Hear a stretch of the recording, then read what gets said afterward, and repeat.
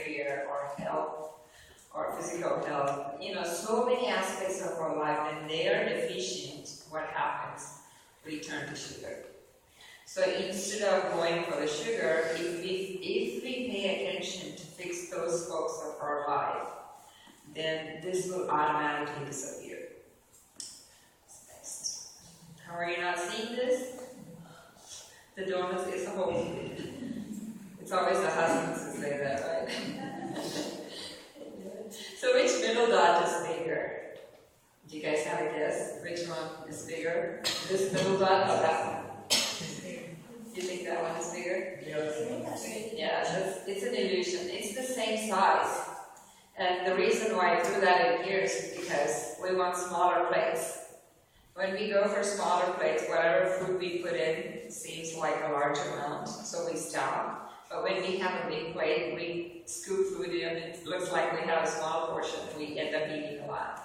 So that's one thing you can do to reduce your weight. Okay, are you craving movements? Here, we all know that we need to exercise to lose weight, right? And to be healthy. But what kind of exercise do you want to do? And what do we pick? And where do you go? So think about what you loved to do as a kid. If you were into sports, or if you particularly liked basketball or running or whatever it was, go in that direction. Look to see what you can do now that will feed the same emotions that did when you were young. And listen to your body. Some people, like the other day I met with a candidate, he said he would love to drive race cars if he could. He's just an ordinary family man. And he has this adrenaline rushing him all the time. He says, I can't walk, I have to run. And, he's constantly feeling that urge in him. And if you make him do yoga, he's not a good candidate. I'm not saying yoga is bad, but you have to listen to what your body needs. And if you are that kind of person who needs that adrenaline rush, who wants fast scores, and who wants, who are craving something fast and furious, go for that kind of activity. And if you are the kind who are tensed all the time, go for yoga. The stretches will help you, and you'll feel more relaxed. And when you tend to choose in that manner, you will stick to it better. If you realize what your body needs and chose that kind of activity, then you will stick to it more than other ways. Like, for example, if you chose because your neighbor is going, you want to go to the gym, and gym is not something that you are made for, most likely you're not going to stick to the program. So what's your personality type like? If you're a quiet person who likes a lot of time alone, you can buy a trampoline or a treadmill at home, and you can do it on your own. If you're a social butterfly and you want to hang out with people, you can find team sports, or you can benefit from human interaction, doing that, or you can go to the gym and hang out with group classes, whatever that is feasible for you.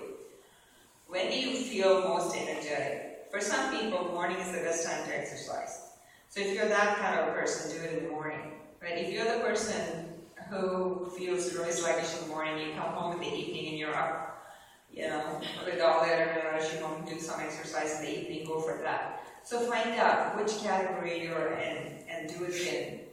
And think about the convenience and the comfort level. So look for a gym or a yoga studio near your home or your way to office where you can conveniently go to instead of driving 20 miles. If you're going to choose a gym that you have to go to 20 miles away, most likely you're not going to go. So those are the things you need to consider in order to choose your physical activities. When you choose accordingly, you're more inclined to succeed in it. Okay, what about protein? This is the next question I get asked a lot.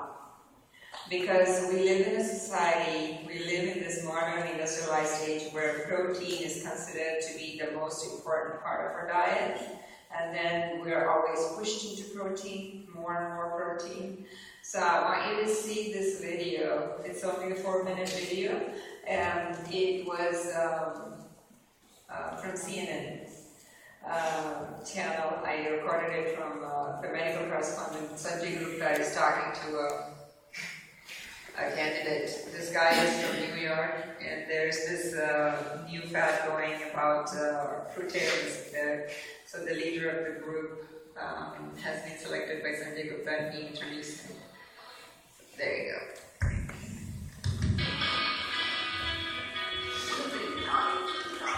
And when did it actually transition to lifestyle? Will this mean hundreds of fruitarians were gathered for the 2013 Woodstock Food Festival? And before he left for upstate New York, I had a chance to sit down with one man that I read about in Details magazine. He's sort of a hero in this movement. He's an athlete who subsists on fruit and fruit alone. Of course, I wanted to meet him face to face. The fruitarian, Michael Armstein, who joins me now. Thanks for having me. Wait, how did you arrive at this? I'm a runner, a marathon runner. I wanted to see how fast I could run a marathon. And I knew I had to lose body fat. That was the main thing. And I read a couple books about raw food diets. And I said, you know what, I'm going to try it. And it grew over time to become just an incredible change in my life. So this, I mean, because people immediately say, as you said, this is fringe, you're doing this for health reasons, which you may be, but it really was about your running time. That's what you were trying to accomplish. Yeah, I wanted to try to bring 2 hours and 30 minutes to marathon. Just considered a very quick time. And I was able to do that eating a fruit-based diet, mostly fruit, all raw. And then I said, you know, how far and how fast can I go? And I started running 50-mile races, and then 100-mile races, and then 150-mile races. And I couldn't get sick. My body would break down, and I kept performing at a higher level. And I'm just astonished at the results of what I've experienced.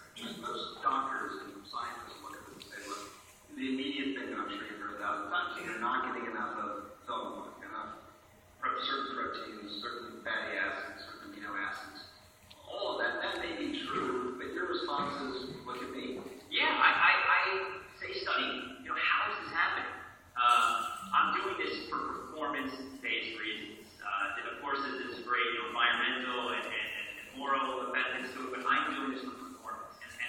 And I haven't stopped because my performance keeps improving. So did you try other things? I mean, in this quest for performance, did you try all the other things that are typically recommended to try? I tried all the things in the vitamin shops, all the supplements, and I tried protein diets.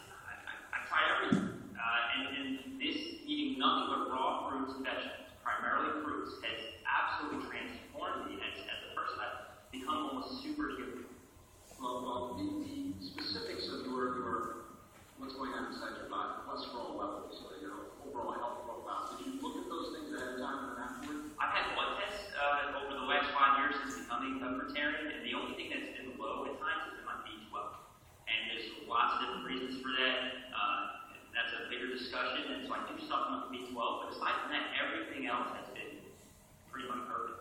How has it affected other parts of your life? Let's talk about, like, how do you acquire so much of these raw fruits, which is mainly what comprises your diet? Well, I've got 4 refrigerators in my house. 4 refrigerators? Yes, and I shop in a warehouse environment, and I eat a lot as most animals do in nature.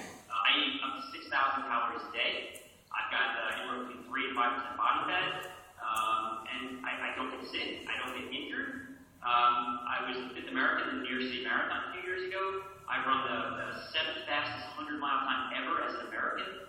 And I got mental clarity. I don't get dry skin. I don't have mucus in my nose. I don't wake up with crust in my eyes. I don't have earwax. I'm alive. I'm absolutely healthy. I'm vibrant. But just the B12, that's the only thing you take. What do you have for breakfast this morning? Oranges. You're about 15 oranges. 15 oranges? Yes. You eat 15 oranges. If you came across an orange tree and you were hungry, you could get 15 oranges. Thanks so much. So what do you think about it? See, it's not like I recommend everybody to become a fruitarian, but the whole point is about the protein. You know, here's an athlete who has increased his performance to 150-mile runs, and all he eats is fruits. So my point is, you know, you can get fruit from anything. Protein from anything. So you don't have to necessarily eat this and that for protein. So protein is found in fruits, protein is found in vegetables, protein is found in whole grains, protein is found in beans and legumes. And you don't have to drink milk to get your protein. You don't have to eat meat to get your